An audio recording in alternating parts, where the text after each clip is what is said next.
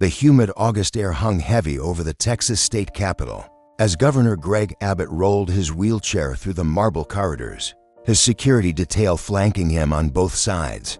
The morning sun cast long shadows through the tall windows, illuminating the portraits of former governors who had walked these same halls. Though none had faced the political firestorm that was about to engulf Texas, "Governor, the press conference is scheduled for 10 a.m., said Maria Gonzalez, his chief of staff, her voice tight with tension. She'd been with Abbott since his attorney general days, and she knew that look in his eyes, the same steely determination he'd shown when he sued the Obama administration 31 times. Abbott paused at the ornate doors of his office, his weathered hands gripping the wheels of his chair. At 65, his face bore the lines of a man who'd fought battles both personal and political. The accident that had left him paralyzed at 26 had taught him that life could change in an instant, but it had also forged an unbreakable. "Well, Maria, you know as well as I do that this ain't about politics," he said, his voice carrying that familiar East Texas drawl that had become his trademark. "This is about protecting the values that built this great state." Inside his office, the morning briefing was already underway. His legal team sat around the mahogany conference table, their faces grave as they reviewed the final documents. The bills waiting for his signature represented the most comprehensive package of Christian-based legislation Texas had ever seen. "Hey, before we continue, let me ask you, have you liked and subscribed to the channel yet? No? Then take advantage now and click the subscribe button below, and leave a comment with what you think of this video and which city you're watching it from. Your participation is very important to us. It helps our channel grow and bring more content like this. I'm counting on you. Now, let's continue." "Sir, we need to discuss the potential backlash," said James Mitchell, his senior legal advisor. "The ACLU has already filed preliminary injunctions, and we're expecting protests from Austin to Houston." Abbott's eyes hardened. "Jimmy, I didn't survive that oak tree crushing my spine just to back down from a fight. These laws represent the will of the Texas people, and by God, I'm gonna sign every last one of them." The first bill on his desk was SB 1025, the Religious Freedom in Education Act. It would allow teachers to display the 10 Commandments in classrooms and permit students to refuse assignments that conflicted with their religious beliefs. The second, HB 887, would prohibit transgender students from participating in sports that didn't align with their biological sex. The third, and most controversial, was SB 2156, the Heartbeat Protection Act, which would ban abortions after 6 weeks and allow private citizens to sue anyone who aided in an abortion. Lieutenant Governor Dan Patrick knocked on the door, his tall frame filling the doorway. "Greg, it's time. The press is waiting, and so is Texas." As Abbott made his way to the press conference, he thought about his journey from that hospital bed in 1984 to this moment. The physical pain had been nothing compared to the spiritual awakening that followed. It was during those long months of recovery that he'd found his faith, and that faith had guided every decision. Since the press room was packed, cameras flashing as he took his position behind the podium, reporters from CNN, Fox News, and local stations filled every seat, their questions ready to fly. "Ladies and gentlemen," Abbott began, his voice steady and strong, "today marks a historic day for the great state of Texas. We are not just signing laws, we are reaffirming our commitment to the Christian values that our founding fathers held dear." Sarah Chen from the Austin American-Statesman raised her hand. "Governor Abbott, critics are saying these laws will create a theocracy. How do you respond?" Abbott's jaw tightened. "Sarah, let me tell you something. Texas has always been a state where faith and freedom go hand in hand. These laws don't establish a theocracy, they protect the rights of Christians who've been under attack by liberal activists for far too long." The room erupted in a cacophony of shouted questions, but Abbott remained focused. He reached for the first bill, his signature pen poised above the paper. "With this signature," he declared, "we declare that Texas will always be a sanctuary for religious liberty." The pen moved across the paper with deliberate strokes, each letter sealing the fate of millions of Texans. As the ink dried, Abbott knew there was no turning back. The battle for the soul of Texas had just begun. 3 days after the signing, Texas felt like a powder keg ready to explode. In Austin, protesters had set up camp on the Capitol grounds, their chants echoing off the limestone walls day and night. Separation of church and state, they shouted, their signs reading Abbott's theocracy and religious freedom, not religious tyranny. Father Miguel Rodriguez stood at the pulpit of St. Mary's Cathedral in San Antonio, his voice carrying across the packed pews. "My brothers and sisters," he said, his Mexican accent thick with emotion. "Governor Abbott has given us a great gift. For too long, our children have been told that their faith has no place in school, that their beliefs are somehow wrong or outdated." In the congregation, Maria Santos wiped tears from her eyes. Her 15-year-old daughter Carmen had been suspended from school the previous year for wearing a cross necklace that the administration deemed too large and distracting. Now, with the new laws, Carmen could openly express her faith without fear. But not everyone in Texas felt the same way. In Dallas, Jennifer Walsh, a high school biology teacher, stared at the letter from her principal requiring her to post the 10 Commandments in her class room. Jennifer had taught evolution for 12 years, and now she faced a dilemma that could end her career. "This is insane, Robert," she told her husband over dinner, her voice shaking with frustration. "I became a teacher to educate kids based on science and facts, not to push religious doctrine." Robert, a lawyer specializing in constitutional law, reached across the table and took her hand. "Jen, honey, I know this is hard, but we need to think about this carefully. Fighting the state of Texas isn't something we can do lightly." Meanwhile, in Houston's Montrose district, Dr. Patricia Williams was dealing with her own crisis. As the director of the Women's Health Clinic, she'd provided reproductive services to thousands of women over the past decade. The new Heartbeat Protection Act meant that her clinic would have to shut down most of its services. "We're looking at lawsuits from every angle," she told her staff during an emergency meeting. "Anyone who helps a woman get an abortion after 6 weeks can be sued for $10,000. That includes nurses, counselors, even the person who drives them to the clinic." Her nurse, Rebecca Thompson, a devout Baptist who had wrestled with the moral implications of her job for years, found herself torn. "Dr. Williams, I've always believed that life begins at conception, but I also believe in helping women in crisis. What are we supposed to do now?" Back at the Capitol, Abbott's phone hadn't stopped ringing. Governors from red states across the nation were calling to congratulate him, while Democratic leaders were threatening federal intervention. "Governor, we've got a problem," Maria Gonzalez said, bursting into his office with a stack of legal documents. "The Department of Justice is threatening to withhold federal education funding if we enforce the 10 Commandments provision." Abbott's eyes flashed with anger. "Let him try. Texas has been fighting federal overreach since before I was born, and will be fighting it long after I'm gone." The real test came when 16-year-old Alex Morrison, a transgender student from Plano, was told he couldn't participate on the boys' wrestling team despite having wrestled as a boy. For 2 years, his parents, Mark and Linda Morrison, had moved to Texas from California specifically because they thought it would be more accepting of their son's journey. "This is our son," Linda Morrison told the packed school board meeting, her voice breaking. "He's not a political statement or a threat to anyone.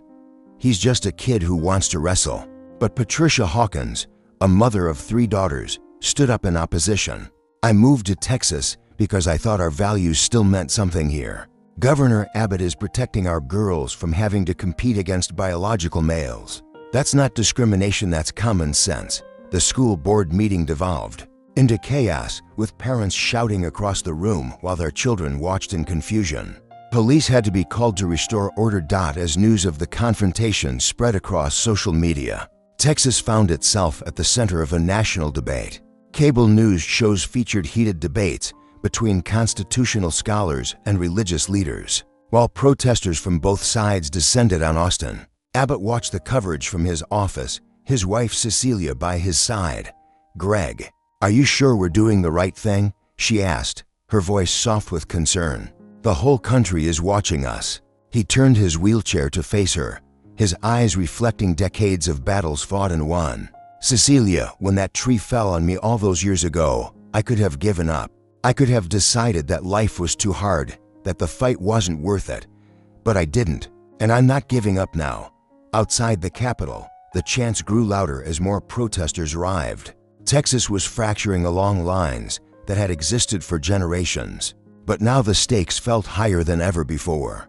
The question wasn't just about laws, it was about the very identity of the Lone Star State. 2 weeks after the laws took effect, the divisions in Texas had hardened into battle lines that cut through families, communities, and institutions. In the small East Texas town of Marshall, population 23,000, the local high school had become ground zero for a conflict that would test the very fabric of the community. Principal Jana Foster, a lifelong Texan with 30 years in education, stood before a crowd of angry parents in the school gymnasium. The fluorescent lights cast harsh shadows across faces that had once gathered for football games and graduations, now twisted with anger and fear.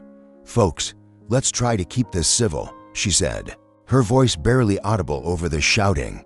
Behind her hung a banner that read "Marshall Mavericks, home of champions," but tonight there were no winners. In the front row, Pastor David McKenzie of First Baptist Church leaned forward in his folding chair. A fourth-generation Marshall native, he'd baptized half the kids in the room and married their parents, Jana. "All we're asking for is what?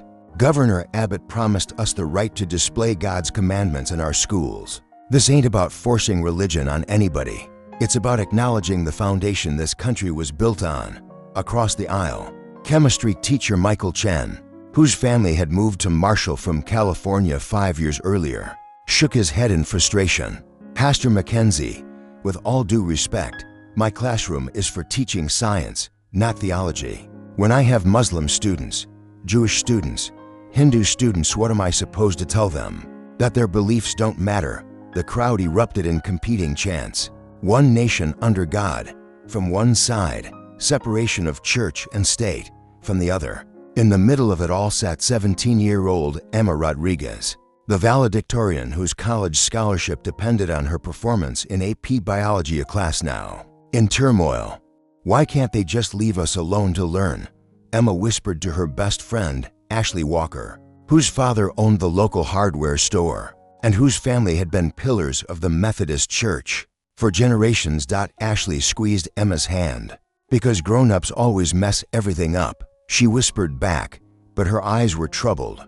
Her parents had been fighting at home about the new laws, and she'd heard her mother crying in the kitchen 2 nights ago. Meanwhile, in Austin, the legal challenges were mounting. The federal courthouse had become a second capital, with lawyers filing motions and counter-motions while activists held vigil on the steps. Judge Rebecca Martinez, Obama appointee with a reputation for fairness, found herself at the center of the storm. "Your Honor," argued ACLU attorney Daniel Kim, "these laws represent a clear violation of the Establishment Clause. The state of Texas is essentially creating a government-sponsored religion." Across the courtroom, Texas Solicitor General Sarah Thompson, handpicked by Abbott for her fierce defense of conservative principles, rose to respond. "Your Honor, the First Amendment protects the free exercise of religion, not freedom from religion. These laws simply ensure that Christian students and teachers aren't discriminated against for their beliefs." Judge Martinez rubbed her temples, feeling the weight of a decision that would affect millions of Texans. "Counselors, I'll take this under advisement, but I want to be clear, this court will not be swayed by political pressure from either side." The human cost of the political battle was becoming clearer each day. At Dallas Presbyterian Hospital, Dr. Amanda Chen, no relation to the Marshall teacher, was dealing with the aftermath of the Heartbeat Protection Act. A respected OB-GYN with 15 years of experience, she'd been forced to deny care to women who discovered fatal fetal abnormalities after 6 weeks. "I became a doctor to help people," she told her husband David, as they sat in their kitchen after another emotionally devastating day. "Now I'm being forced to send women to other states for care that I could provide right here." David, a software engineer who'd always stayed out of politics, found himself researching the laws obsessively. "Amanda, maybe we should consider moving. Austin's tech scene is booming, and you could practice there without these restrictions." But their 15-year-old daughter, Grace, who overheard the conversation, burst into tears. "I don't want to move. All my friends are here, and I'm finally starting varsity soccer next year." The ripple effects extended into the most unexpected corners of Texas society. In the wealthy suburb of Frisco, soccer mom and part-time real estate agent Lisa Patterson found herself questioning everything she'd believed about her state and her faith. Lisa had voted for Abbott twice and considered herself a good Christian. But when her daughter's best friend, Maya, a Hindu girl whose family had immigrated from India, was told she couldn't opt out of the 10 Commandments display in her classroom, Lisa felt a crack in her certainty. "Honey, what if Maya's parents are right?" she asked her husband, Brad, as they watched their daughters play in the backyard. "What if we're forcing our beliefs on other people's children?" Brad, a petroleum engineer who'd grown up in rural Texas, set down his beer and considered the question. "Lisa, I don't know anymore. I mean, I want Grace to know about her heritage, her faith. But Maya's a good kid. Her family's contributed to this community just like anyone else." As August turned to September and the school year began in earnest, the fault lines in Texas society became impossible to ignore. In Austin, protesters maintained their camps, their numbers swelling as national activists arrived to support both sides. The Capitol grounds took on the appearance of a permanent festival. If festivals were characterized by anger and division rather than joy, Governor Abbott, meanwhile, faced a new challenge: pressure from his own party to go even further. At the Republican State Convention in San Antonio, delegates passed a resolution calling for a constitutional amendment, declaring Texas a Christian state. "Governor Abbott has shown great courage," declared State Representative Tom Bradley from Lubbock. "But we need to make it clear that Texas will always be a beacon of Christian values." In a secular world, Abbott watched from the wings as the crowd erupted in applause, but privately, he wondered if he'd opened a door that even he couldn't control. The boy from Buffalo who'd overcome a life-changing accident through faith now faced a test that would define not just his legacy, but the future of Texas itself. As September's heat began to break and the first hints of fall appeared in the Texas sky, one thing was certain: there would be no easy resolution to the crisis that had engulfed the Lone Star State. The battle for Texas's soul was just beginning. October brought unseasonably cool weather to Austin, but the temperature inside the federal courthouse was rising as Judge Rebecca Martinez prepared to deliver her ruling on the constitutional challenges to Abbott's Christian laws. The courtroom was packed beyond capacity, with overflow crowds watching on screens in the lobby. Attorney General Ken Paxton sat in the front row, his jaw set in determination. He'd fought alongside Abbott for years, and this was their biggest test yet. "Whatever she rules," he whispered to his deputy, "we're taking this to the Fifth Circuit and then to the Supreme Court if we have to." At exactly 2 p.m., Judge Martinez entered the courtroom, her black robes rustling as she took her seat.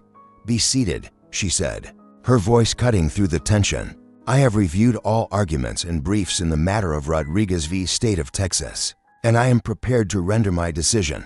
The silence was deafening. In the gallery, Emma Rodriguez, the Marshall High School student, sat between her parents, her college acceptance letters clutched in her sweaty palm. Her future hung on words that hadn't yet been spoken. "The court finds," Judge Martinez began, "that while the state of Texas has a legitimate interest in acknowledging its cultural heritage, the mandatory display of the 10 Commandments in public school classrooms violates the Establishment Clause of the First Amendment." A gasp went up from the conservative side of the courtroom, while civil rights activists tried to contain their celebration. But Martinez wasn't finished. However, she continued, "The court finds that the Religious Freedom and Education Act, insofar as it protects students' rights to express their individual religious beliefs, does not violate the First Amendment. Additionally, the Sports Integrity Act falls within the state's authority to regulate athletic competitions." "What about the abortion law?" shouted someone from the gallery. Earning a sharp rebuke from the bailiff, Judge Martinez's expression hardened. The Heartbeat Protection Act presents the most complex constitutional questions. While the court recognizes the state's interest in protecting potential life, the private enforcement mechanism raises serious due process concerns. Therefore, I am issuing a temporary restraining order on the citizen lawsuit provision while allowing the 6-week ban to remain in effect pending further review. The courtroom erupted in chaos. Protesters outside began chanting as news of the mixed ruling spread through social media. Within minutes, both sides were claiming victory and defeat simultaneously. Governor Abbott was in a meeting with agricultural leaders when his chief of staff burst in with the news. Governor Martinez just handed down her ruling. It's complicated. Abbott's face remained stoic as he absorbed the information. Get me Paxton on the phone. We're appealing the 10 Commandments ruling immediately and schedule a press conference for 5 o'clock. Meanwhile, at Marshall High School, Principal Jana Foster received a call from the district's legal counsel. Jana, you need to remove those 10 Commandments displays immediately. The federal court has spoken. In Pastor McKenzie's office at First Baptist, the phone was ringing off the hook as congregation members demanded answers. Pastor, what does this mean? Are they shutting down our faith? Asked Mildred Thompson, an 80-year-old widow who'd taught Sunday school for 40 years. MC Kenzie rubbed his weathered face, feeling every one of his 62 years. Mildred, this is just one battle in a longer war. Our faith doesn't depend on courthouse walls or classroom displays. It depends on what's in here, he said, pointing to his heart. But not everyone was ready for such philosophical acceptance. At the Texas State Fair in Dallas, Abbott's appearance at the annual political rally drew the largest crowd in the event's history. Confederate flags mixed with "Don't Tread on Me" banners, as thousands of Texans gathered to hear their governor's response. My fellow Texans, Abbott began, his voice amplified across the fairgrounds. Today, an unelected federal judge tried to tell us that our Christian heritage has no place in our schools. Well, I've got news for Judge Martinez and anyone else who wants to attack our faith. Texas will not be bullied. The crowd roared its approval. But in the VIP section, Lieutenant Governor Dan Patrick looked troubled. He'd been in politics long enough to know when a cause was becoming a crusade. And crusades had a way of consuming everything in their path. November's elections were supposed to be routine local affairs, school boards, city councils, county commissioners. Instead, they became a referendum on Abbott's laws and a preview of the political earthquake building toward 2026. In Marshall, the school board race that would normally draw a few hundred voters became a national spectacle. Pastor McKenzie's daughter, Sarah McKenzie Foster, no relation to Principal Jana Foster, was running against longtime incumbent Maria Santos, the mother who'd wept in church over her daughter's cross necklace. This election ain't about left or right, Sarah told the crowd at the VFW hall, her voice carrying the cadence of generations of preachers. It's about whether we're gonna let our children learn about the God-fearing values that built this country, or whether we're gonna surrender to the secular left. Maria Santos, standing at the back of the room with her husband Carlos, felt the weight of the community's expectations. A devout Catholic who cleaned houses to pay for her children's education. She'd never planned to become a public figure, but when the new laws threatened to divide her children's school, she felt called to act. Sarah, honey, Maria said during the candidates forum, her Mexican accent thick with emotion, I love Jesus just as much as you do. But my cousin Ahmed, who owns the grocery store downtown, his kids go to our school too. What are we supposed to tell them? That their faith don't matter? The room fell silent. Marshall had always been a town where everyone knew everyone, where disputes were settled over coffee at the diner, not in heated public forums. But the old ways seemed to be disappearing. Election night brought results that stunned political observers across Texas. In traditionally conservative districts, candidates who supported Abbott's laws won by much smaller margins than expected. In suburban areas around Dallas, Austin, and Houston, several Republican incumbents lost to Democrats, running on platforms of religious freedom for all faiths. But the real shock came in rural East Texas, where Sarah McKenzie Foster lost to Maria Santos by just 12 votes. The margin was so narrow that it triggered an automatic recount. And suddenly Marshall found itself at the center of a national media circus. This is what happens when you abandon your principles, ranted talk radio host Buck Williams on his statewide show. Conservative Christians stay home while the liberal establishment mobilizes their base. At the governor's mansion, Abbott watched the returns with growing concern. His political instincts, honed over decades of campaigns, told him that the tide was shifting. Texas wasn't becoming liberal overnight, but it was becoming more complicated. "Greg, we need to talk," said his longtime political advisor Dave Carney, as they reviewed the results in Abbott's private study. "These suburban losses aren't random. Soccer moms who voted for you twice are starting to have doubts." Abbott's eyes flashed with irritation. "Dave, I didn't fight my way back from that hospital bed just to govern by polling data. Sometimes leadership means doing what's right, even when it's hard." But the political consequences were becoming impossible to ignore. Democratic challenger Beto O'Rourke, who'd nearly unseated Ted Cruz in 2018, announced that he was considering a gubernatorial run focused on bringing Texas together, rather than dividing us by faith. Governor Abbott has forgotten that Texas is home to Christians, Jews, Muslims, Hindus, and people of no faith at all, O'Rourke said at a rally in San Antonio. "We can honor our heritage without imposing it on others." The announcement sent shockwaves through Republican circles. Abbott had seemed invincible just months earlier, but now cracks were showing in his coalition.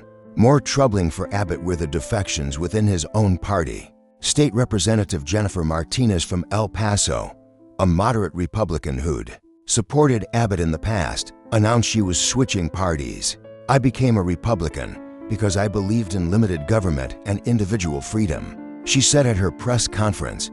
But what Governor Abbott is doing isn't conservative, it's authoritarian. The personal toll was becoming evident as well. At Thanksgiving dinner with his extended family, Abbott faced questions from his own relatives. His nephew, a junior at studying constitutional law, challenged him directly. "Uncle Greg, I understand wanting to protect religious freedom, but doesn't that mean protecting all religions, not just Christianity?" asked 20-year-old Michael Abbott, his voice respectful but insistent. Round the table, faces that had always looked at Abbott with pride now showed uncertainty. His sister-in-law, a Presbyterian minister, shifted uncomfortably in her chair. "Greg, I've been getting questions from my congregation about whether we're doing the right thing. Some of my parishioners are worried we're creating more division than healing."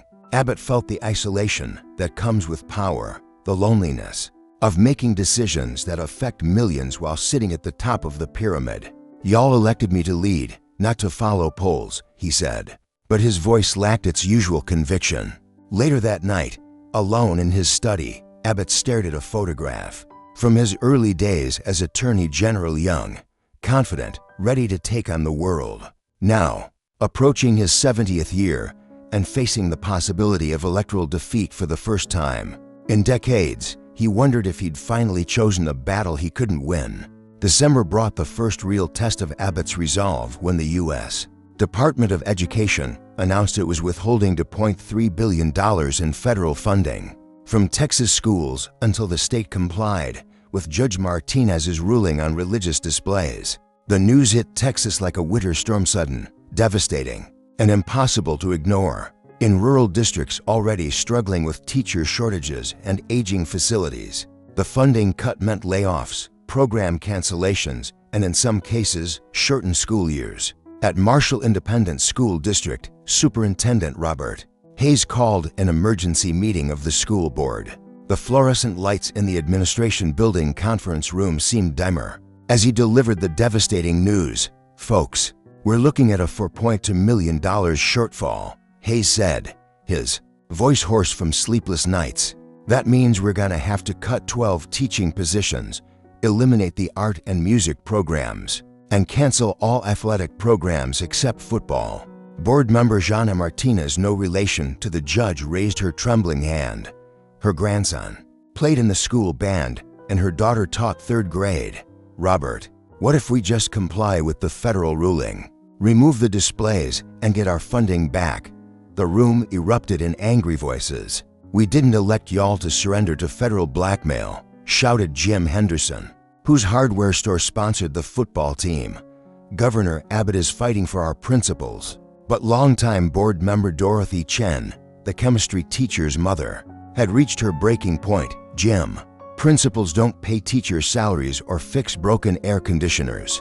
My son chose to teach here because he believed in this community. But how can we ask him to stay when we can't even provide basic supplies?" The debate raged for 3 hours, with parents, teachers, and community members packing the small conference room.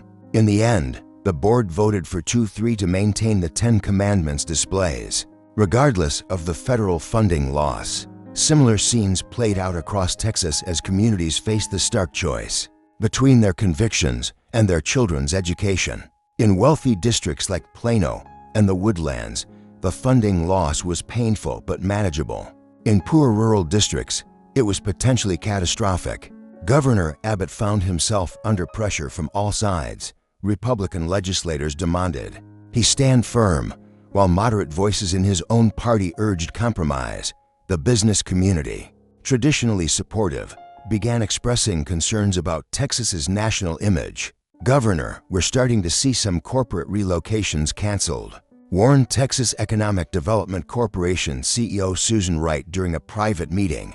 "Companies are telling us they're concerned about the political climate and whether their diverse workforces will feel welcome here." But it was a phone call from an unexpected source that shook Abbott most deeply.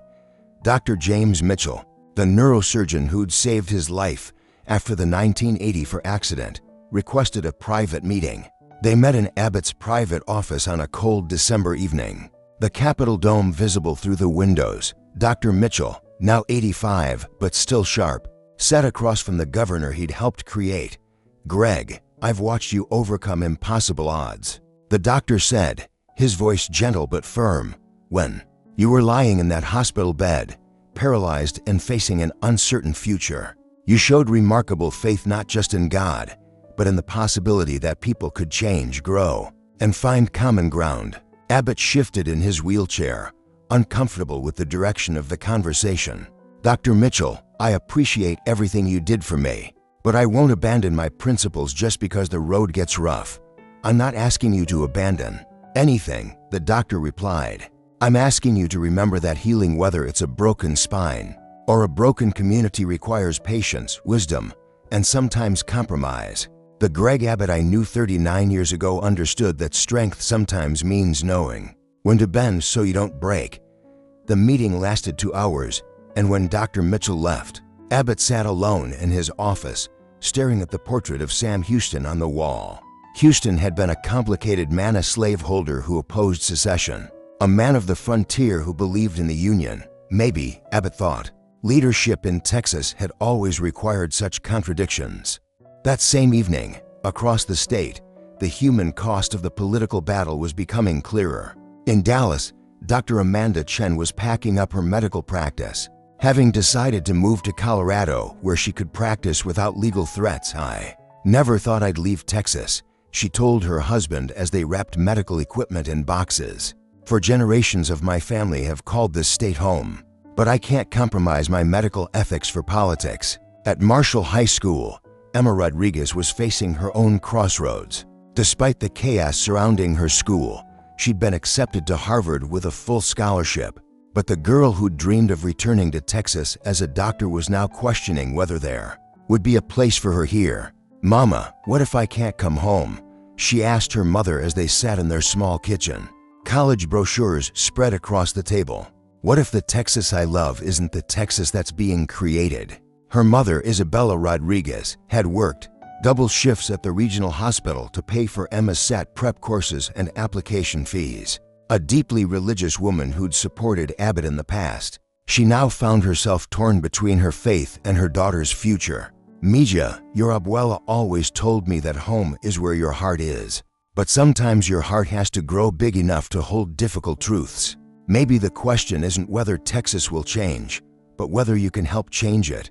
As December drew to a close and 2025 loomed on the horizon, Abbott faced the reality that his signature achievement might also be his political epitaph. The polls showed him trailing hypothetical Democratic challengers for the first time in his gubernatorial career, and even some longtime Republican allies were beginning to distance themselves.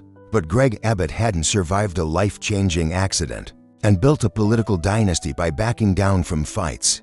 As he looked out at the Capitol dome, illuminated against the December sky, he knew that the biggest battles still lay ahead. The question was whether he would emerge as a champion of Christian values or as a cautionary tale about the price of unwavering conviction. The boy from Buffalo, Texas, who'd refused to let a fallen tree define his life, now faced the greatest test of his faith not in God, but in the democratic process that had lifted him to power and might soon take it away. January 2025 brought a harsh winter to Texas, and with it, a political climate colder than anyone could remember. The federal funding crisis had reached a breaking point, forcing Governor Abbott into the most difficult decision of his political career. The emergency session of the Texas legislature convened on a gray Monday morning, with protesters from both sides lining the Capitol steps despite the freezing rain. Inside the House chamber, the tension was thick enough to cut with a knife. State Representative Maria Gonzalez from McAllen rose to address the chamber, her voice cutting through the murmur of worried legislators. "Mr. Speaker, we are facing the greatest crisis in Texas education since integration. 43 school districts are threatening to close early, and we have teachers leaving the state in record numbers. How long are we going to let politics hurt our children?" From the back of the chamber, Representative Tom Bradley from Lubbock shot to his feet. "Maria, with all due respect, what we're facing isn't a crisis, it's federal blackmail.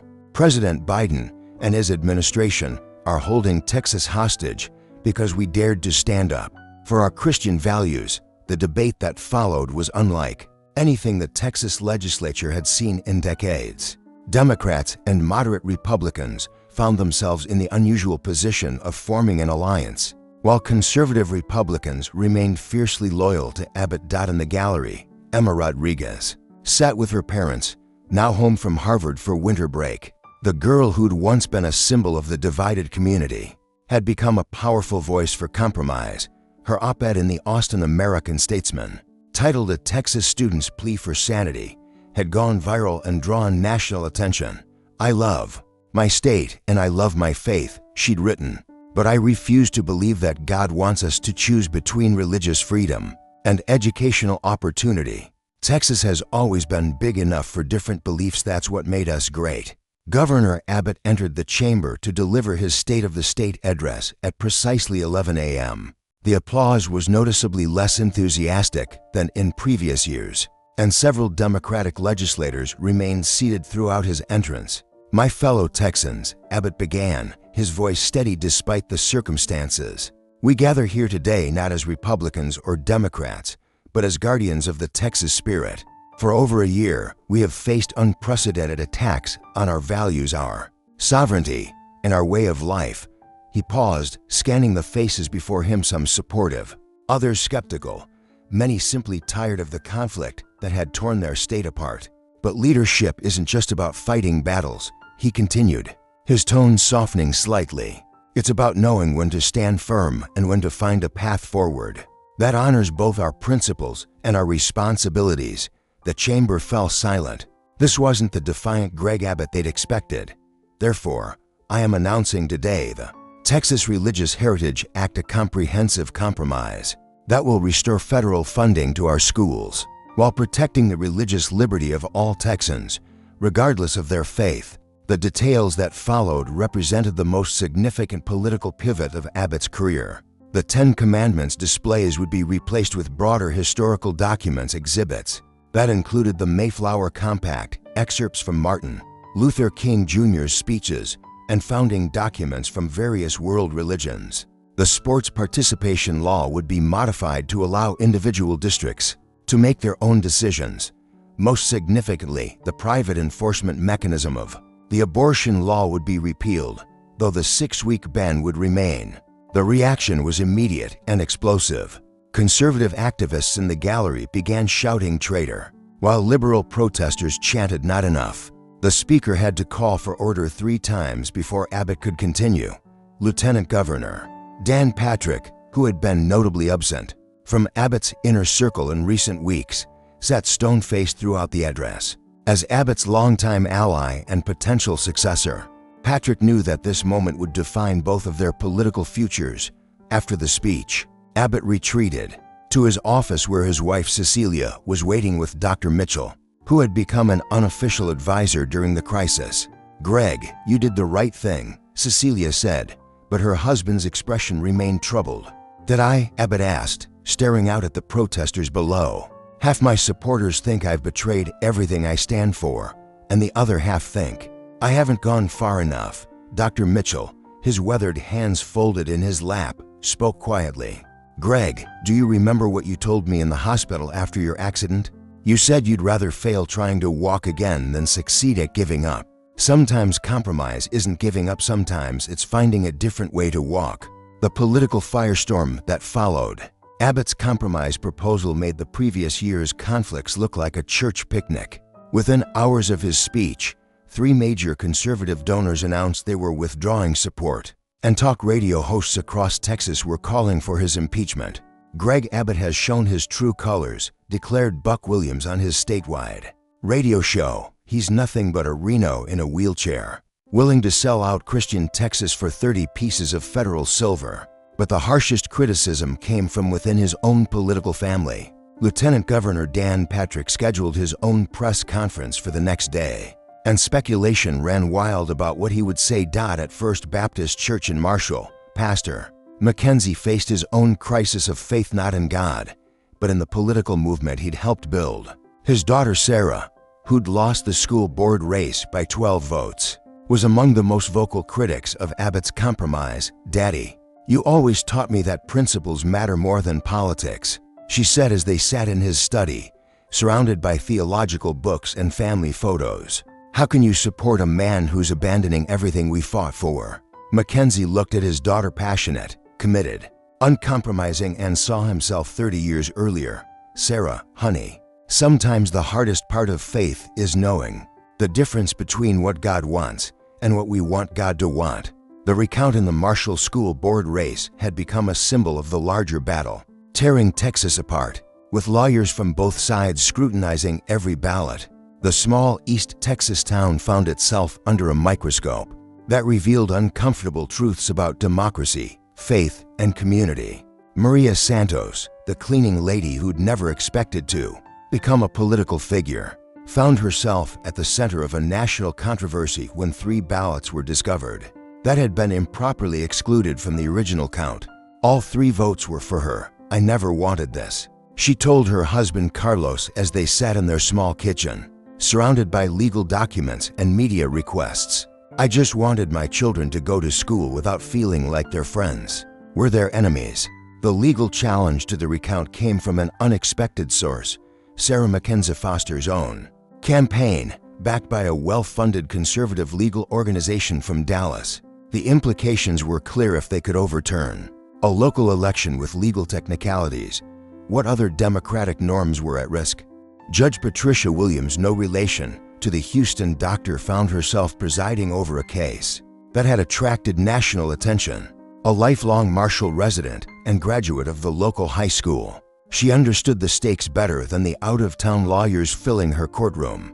"Counselors," she said during one particularly heated exchange, "this court will not be a stage for your political theater. We're here to determine the will of Marshall's voters.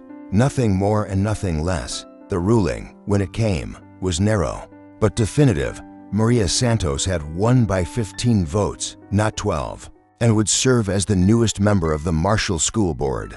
But the victory felt hollow in a community that had spent months tearing itself apart. Meanwhile, in Austin, Lieutenant Governor Patrick's press conference drew a crowd that spilled out of the Capitol press room and into the rotunda. Political reporters from across the nation had flown in, sensing that this moment could reshape the future of conservative politics in America. Patrick, tall and silver-haired, had always possessed the bearing of a man destined for higher office.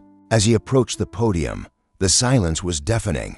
"My fellow Texans," he began, his voice carrying the weight of a difficult decision. "For over 20 years, I have stood shoulder to shoulder with Greg Abbott in defense of conservative principles. We have fought together, won together, and yes, sometimes lost together. The pause that followed seemed to last forever, but leadership requires us to evolve, to grow, and sometimes to recognize when the path we're on isn't serving the people we were elected to represent. Patrick's voice grew stronger. Governor Abbott's compromise proposal isn't perfect, but it represents something that's been missing from our politics. For too long, the willingness to choose governing over grandstanding. The announcement sent shockwaves through conservative circles.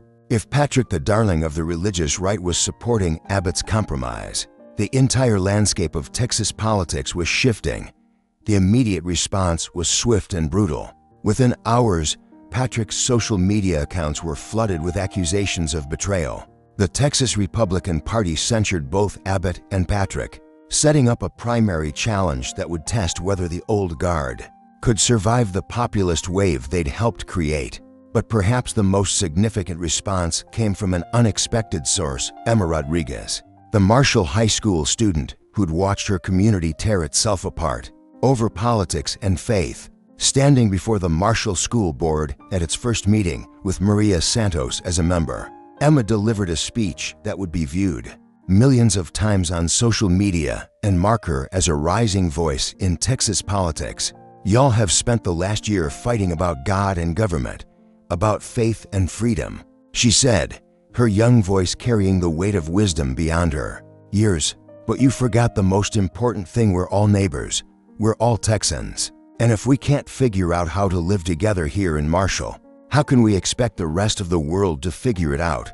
The video of her speech reached Governor Abbott's desk within hours, and for the first time in months, he smiled.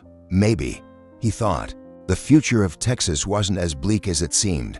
March 2026 brought the Texas primary elections, and with them, the final judgment on Abbott's political gamble. The compromise legislation had passed the legislature by a narrow margin. Federal funding had been restored, and Texas schools were slowly healing from the wounds of the previous year. But politics has a long memory, and Abbott faced the toughest primary challenge of his career from State Attorney General Ken Paxton, who had positioned himself as the true conservative alternative. Greg Abbott forgot who elected him. Paxton declared at a rally in Tyler he chose Washington liberals over Texas Christians, and it's time for new leadership that won't compromise our values. The primary campaign was brutal, dividing the Republican Party in ways that hadn't been seen since the Tea Party revolution of 2010. Abbott found himself defending decisions that had once seemed unthinkable, working with Democrats, compromising with federal authorities, and prioritizing governance over ideology. At a debate in Houston, the contrast between the two men was stark. Paxton, younger and more fiery, represented the uncompromising wing of the party. Abbott, graying and weathered by the battles of the past 2 years, spoke with the voice of hard-won experience. Ken, I understand the appeal of never backing down, never compromising, never admitting that maybe, just maybe, we don't have all the answers, Abbott said during one exchange. I used to think that way too. But leadership isn't about being right all the time. It's about being right for the times we're in. The polls showed a tight race, but the ground game revealed something unexpected. The coalition supporting Abbott's compromise was broader and deeper than anyone had anticipated. Suburban Republicans who'd been uncomfortable with the religious laws found themselves voting for Abbott for the first time in years. Independent voters, traditionally shut out of Republican primaries, registered in record numbers to support the compromise. Most surprisingly, Abbott found support in communities that had never backed him before. In El Paso, where Hispanic voters had traditionally supported Democrats, many appreciated his willingness to acknowledge religious diversity. In Austin, where tech workers had long seen Abbott as an enemy, some began viewing him as a pragmatic conservative they could work with. The primary results, announced on a warm March evening, shocked the political establishment. Abbott won by 8 percentage points, a decisive victory that represented a clear endorsement of his compromise approach. But the real test came 6 months later in the general election. where Abbott faced Democratic challenger Beto O'Rourke in a rematch that the entire nation was watching. Emma Rodriguez, now a freshman at Harvard, but home for the election, served as a volunteer coordinator for a nonpartisan voter registration drive. The girl who'd once been a symbol of division had become a bridge between communities. This election isn't about Republican or Democrat, she told a crowd of young voters at the University of Texas. It's about whether we're gonna choose the Texas that builds walls between neighbors or the Texas that builds bridges between communities. Election night brought one of the highest turnouts in Texas history. At Abbott's election headquarters in Austin, the mood was cautiously optimistic as returns showed a closer race than anyone had expected, but with Abbott maintaining a steady lead. The victory speech, delivered to a crowd that included supporters from across the political spectrum, marked a new chapter in Texas politics. My friends, Abbott said, his voice hoarse from months of campaigning. Tonight we chose the path forward over the path backward. We chose the Texas that's big enough for all of us, Christian and Muslim, conservative and liberal, native-born and newcomer. In the audience, Dr. Mitchell sat in his wheelchair beside Abbott's family, tears streaming down his weathered face. The boy he'd saved 42 years earlier had finally learned to walk again, not physically, but politically and spiritually. At Marshall High School, now serving as Abbott's local headquarters, Maria Santos and Pastor McKenzie stood side by side, watching the returns. The two had found common ground in their shared love for their community, working together on a new interfaith council that was helping heal the divisions of the past 2 years. Pastor, you think we're gonna be okay? Maria asked as the final results came in. McKenzie, his arm around the shoulders of the woman who'd once been his political opponent, smiled. Maria, I think we're gonna be better than okay. I think we're gonna be what Texas was always meant to be, a place where faith and freedom can coexist. Emma Rodriguez, watching the returns with her parents in their small Marshall home, felt a sense of hope she hadn't experienced in years.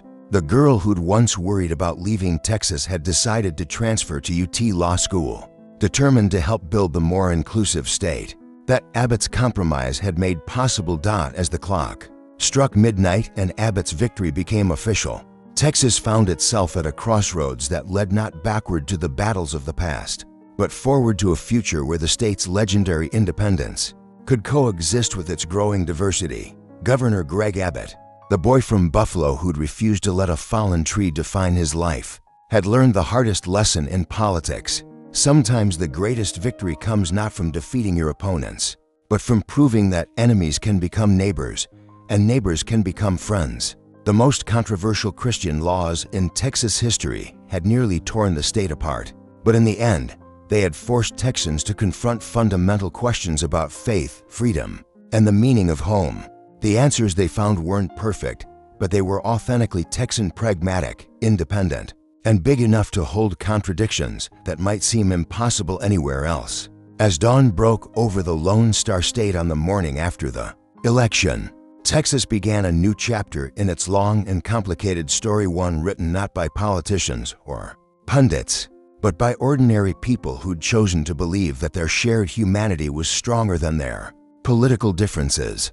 The laws that had once threatened to divide Texas forever had instead become the catalyst for a deeper understanding of what it meant to be Texan. In the 21st century, and in Marshall, Austin, Houston, and towns across the state, neighbors who'd once been enemies began the slow work of rebuilding the community that politics had nearly destroyed.